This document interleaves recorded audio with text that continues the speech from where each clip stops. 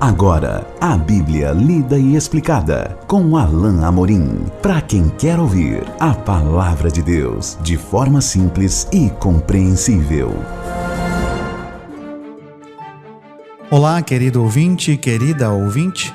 Estamos de volta com mais um programa, a Bíblia lida e explicada. Eu sou o pastor Alain Amorim. Nós vamos continuar juntos aqui a nossa leitura e estudo do Evangelho de Marcos, capítulo 3.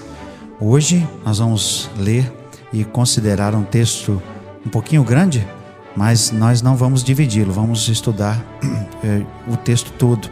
Então abra comigo a sua Bíblia e leia comigo Marcos, capítulo 3, a partir do verso 20 até o verso 30. Diz assim então o texto da palavra de Deus: Então ele foi para casa. Não obstante, a multidão afluiu de novo, de tal modo que nem podiam comer. E quando os parentes de Jesus ouviram isto, saíram para o prender, porque diziam: está fora de si. Os escribas que haviam descido para Jerusalém diziam: ele está possesso de Beelzebu, e é pelo maioral dos demônios que expele os demônios. Então, convocando-os, Jesus lhes disse, por meio de parábolas: como pode Satanás expelir a Satanás? Se um reino estiver dividido contra si mesmo, tal reino não pode subsistir. Se uma casa estiver dividida contra si mesma, tal casa não poderá subsistir. Se, pois, Satanás se levantou contra si mesmo e está dividido, não pode subsistir, mas perece. Ninguém pode entrar na casa do valente para roubar-lhe os bens sem primeiro amarrá-lo, e só então, melhor dizendo, lhe saqueará a casa. Em verdade vos digo que tudo será perdoado aos filhos dos homens, os pecados e as blasfêmias que proferirem, mas aquele que blasfemar contra o Espírito Santo não tem perdão para sempre, visto que é réu de pecado eterno. Isto porque diziam: está possesso de um espírito imundo. Aqui nós temos uma passagem um tanto interessante, resultado da grande multidão que seguia Jesus. Nós temos aqui provavelmente dois públicos diferentes e duas intenções diferentes. Talvez a primeira intenção aqui do primeiro grupo fosse uma intenção boa. Pelo menos eu estou aqui concordando com o estudioso que eu tenho lido para preparar as nossas mensagens aqui, mas seguramente o segundo grupo era um grupo que tinha todo tipo de intenção ruim, de intenção má. Nós vemos aqui que Marcos registra o fato de que a multidão novamente estava junto dele, de uma tal maneira que eles nem conseguiam fazer a refeição, não tinham tempo, não tinham talvez tempo de descansar, tempo de parar. As pessoas estavam ali afluindo e requerendo a presença de Jesus, trazendo as suas necessidades. O verso 21 ainda fala assim: quando os seus parentes, ou melhor, quando os parentes de Jesus ouviram isso, saíram para o prender, porque diziam: está fora de si. Aqui talvez haja um excesso aqui com relação à tradução, e a expressão aqui pode parecer prender, privar de liberdade, mas não é esse o sentido. Aqui talvez o sentido mais aceitável para a situação seria pegar Jesus para levá-lo para um outro lugar, onde ele pudesse descansar um pouco. Porque o texto diz aqui, eles diziam: está fora de si. Os parentes aqui podem ser amigos, é uma tradução aceita. Podem ser parentes mesmo, pessoas que conheciam a Jesus lá da Galileia, amigos e parentes próximos que conheceriam Jesus e que poderiam então dizer isso. Está fora de si, como se achassem um absurdo o fato de que ele o tempo todo estava focado na sua missão e não se permitia nem mesmo comer, não é? E pode ser especificamente aqui a mãe e os irmãos de Jesus, ou pelo menos a mãe e os irmãos de Jesus estariam aqui ligados a esses que estavam tentando fazer com que Jesus talvez quebrasse o seu ritmo. Então, como eu disse, em concordância com o autor que eu tenho lido e tenho estudado, ele percebe uma intenção boa, mas uma atitude ruim aqui desses que eram amigos de Jesus, parentes de Jesus. Saíram para o prender porque diziam: está fora de si. Eles não compreendiam a missão de Jesus, né? Assim como também muitos certamente não entenderam a missão de Paulo. E os próprios fariseus, ao invés de dar ouvidos a Paulo, que defendeu a pessoa de Jesus usando o próprio Velho Testamento, eles lançaram mão de Paulo para bater nele e prendê-lo e, se possível, matá-lo, como nós vemos registrado lá no livro de Atos. Também com outros líderes ao longo dos tempos fizeram coisas semelhantes. Nós temos o relato de que tentaram contra a vida de Martinho Lutero e certamente a igreja o acusou de várias coisas e ele foi realmente condenado como herege. Ele que sempre quis simplesmente que a igreja mudasse a sua atitude com relação à palavra de Deus, e a palavra de Deus e o Senhor Jesus voltassem a ser o centro da igreja, coisa que não acontecia naquele tempo, no tempo da Reforma. Enfim, as pessoas aqui algumas pessoas não estavam compreendendo a natureza da missão de Jesus. Muitas vezes Jesus deixou de comer para fazer a vontade de Deus. Nós vemos isso registrado em João 4. Jesus o tempo todo tinha os seus olhos voltados para a sua missão. Jesus tinha o seu foco preciso na missão que ele tinha recebido do Pai.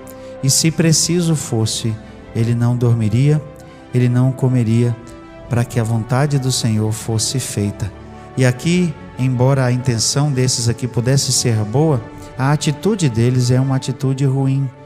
Inclusive, a sua família, mais tarde, no final desse capítulo, novamente terá uma reação e uma atitude que são negativas com relação a Jesus, porque eles certamente ainda não entendiam qual era a extensão, qual era o objetivo do Senhor Jesus no seu ministério. Mas Jesus tinha os seus olhos fixos na missão e ele não permitiria que nem mesmo as pessoas mais próximas dele tirassem o seu foco. Mas o segundo grupo aqui é o grupo dos escribas. Eles acusam Jesus de estar possesso de Beelzebu. Beelzebu era um outro nome para uma divindade demoníaca, tá certo? Muitas vezes, talvez até surgir a própria presença e existência de Satanás. Mas o fato é que Jesus aqui é acusado de estar expelindo demônios pelo poder do próprio demônio.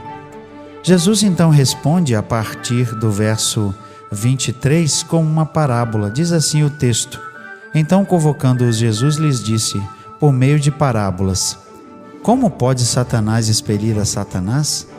Se um reino estiver dividido contra si mesmo, tal reino não pode subsistir. Se uma casa estiver dividida contra si mesma, tal casa não poderá subsistir. Jesus conta uma parábola, e aqui se referindo ao próprio Satanás, porque Satanás era realmente aquele cujas obras eram constantemente más, não é? E ele estava indagando do absurdo que eles estavam levantando para acusar Jesus. Satanás não pode expelir o próprio Satanás. Jesus mesmo trouxe essa indagação. Se um reino estiver dividido contra si mesmo, tal reino não pode subsistir. Jesus está apontando para o fato, e ele faz uma pergunta aqui e leva-os a pensar na própria consequência daquilo que eles estavam dizendo. É impossível que eu esteja agindo pelo poder de Satanás, porque Satanás não vai combater contra ele mesmo. Ele vai trabalhar para que a sua empreitada seja boa. Ele não vai lutar contra si mesmo. Ou seja, Jesus estava querendo afirmar: a minha intenção, a minha atitude e certamente o espírito que em mim está não é de Satanás, porque não estou agindo em favor dele. Se, pois, Satanás se levantou contra si mesmo, Jesus diz, está dividido, não pode subsistir, mas perece. Ou seja, qualquer reino e o próprio Satanás, se lutasse contra si mesmo, ele cairia, vítima do seu próprio agir. Então Jesus deixa claro que isso é um absurdo.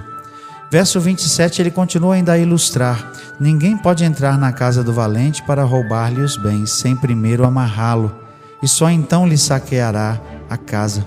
Em verdade vos digo que tudo será perdoado aos filhos dos homens, os pecados e as blasfêmias que o proferirem. Mas aquele que blasfemar contra o Espírito Santo não tem perdão para sempre, visto que é réu de pecado eterno. Jesus aqui condena aqueles homens de atribuir a um espírito imundo e até mesmo a Satanás a obra que é do Espírito Santo. Mas antes, Jesus pronuncia algo que é interessante, que precisa ser notado aqui por nós, porque ele usa uma ilustração de um ladrão que só pode roubar algo na casa, se alguém ali estiver, se ele amarrar a pessoa que for dona da casa. Jesus estava fazendo isso, não é? Muitos têm usado isso como ocasião justamente para as coisas que eu mencionei no nosso último encontro com relação a algumas atitudes quando a pessoa está possessa de demônio, ou até mesmo a expressão de falar está amarrado. Mas o que Jesus está dizendo aqui, e a referência aqui, é ao fato de que o próprio Senhor Jesus fez isso. Jesus, com o seu ministério, estava determinando um limite da atuação livre de Satanás. Jesus, com o seu ministério, estava atuando ativamente para limitar e expulsar demônios e limitar a sua ação. E, além disso, Jesus, com a morte na cruz, como nos diz Gênesis 3,15, infligiu uma ferida mortal em Satanás, de tal maneira que o seu poder está completamente dominado e limitado. Então essa referência de amarrar não é a agora, é uma referência histórica à autoridade de Jesus e à proclamação da vitória sobre a morte e sobre Satanás que foi experimentada por Jesus na cruz. É essa a referência desse versículo aqui. E Jesus alerta que todo pecado será perdoado, mas aquele que blasfemar contra o Espírito Santo, ou seja, aquele que atribuir a Satanás e deixar de reconhecer uma obra de Deus como obra de Satanás, esse não terá perdão. Até porque essa pessoa está realmente rejeitando a qualquer tipo de ação de Deus que possa estar acontecendo ao chamar essa ação de uma ação de alguém que é tomado por Satanás. E o verso 30 corrobora isso, porque o texto diz isto porque diziam, está possesso de um espírito imundo. Essas pessoas não queriam sequer dar ouvidos à mensagem e enxergar o que estava diante de seus olhos. Se recusavam a isso. E por isso Jesus estava dizendo que não seriam perdoados, porque estavam diante de uma obra de Deus e estavam atribuindo aquilo que era obra do Espírito de Deus ao espírito de um demônio. Nós vamos no nosso próximo encontro fechar o capítulo 3 de Marcos, considerando o último trecho. Até lá então, que Deus abençoe a sua vida. Acesse agora nossa plataforma e baixe os podcasts www.rede316.com.br. A Bíblia lida e explicada com Alain Amorim.